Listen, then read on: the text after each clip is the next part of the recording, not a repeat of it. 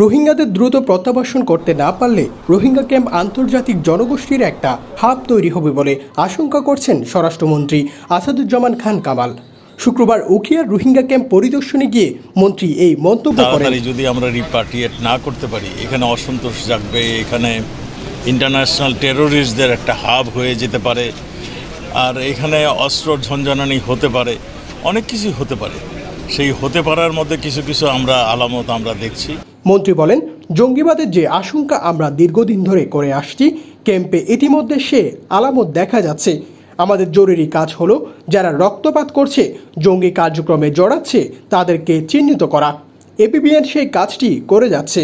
আমরা তাদেরকে চিহ্নিত করার চেষ্টা করছি, আর যারা এই রকম অস্ত্র নিয়ে ক্যাম্পে আনাগোনা করে কিংবা রক্তক্ষরণ হয়েছে, আপনারা 2-4টা দেখেছেন, তাদেরকে চিহ্নিত করা হলো আমাদের মূল কাজ, এবং তাদেরকে আইন অনুযায়ী তাদের ব্যবস্থা নেওয়া, এই সবগুলি আমরা করছি। তিনি বলেন, জঙ্গি ও সন্ত্রাস দমনে বাংলাদেশ ইতিহাস সৃষ্টি করেছে। এপিবিএন দিনরাত অক্লান্ত পরিশ্রম করে যাচ্ছে। আমরা আশা করি এখানেও সন্ত্রাস দমন হবে। সৃষ্টি করেছে জঙ্গি দমন, সন্ত্রাস দমন, এবং কোভিডের সময় আমাদের পুলিশ বাহিনী যখন সবাই যার যার অবস্থানে চলে গিয়েছিল, আমাদের পুলিশ বাহিনী কোভিড সময় আত্মমানবতার সেবার কথা বলুন, জঙ্গি দমনে বলুন, সন্ত্রাস দমনে বলুন, তারা যেই ভূমিকা রাখছে, আজকে এপিবিএন এই জায়গাটাও সেই ভূমিকাটাই রাখছে। এর আগে তিনি সকাল 11টায় উখিয়ার 19 নম্বর ক্যাম্পে পৌঁছেন। সেখানে এপিবিএনের সাথে বৈঠক করেন মন্ত্রী।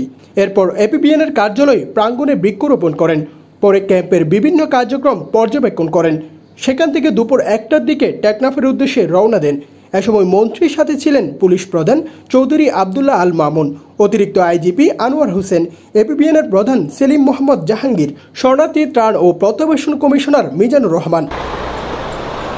মোহাম্মদ মুর্শেদ, টিটিএন, কক্সবাজার।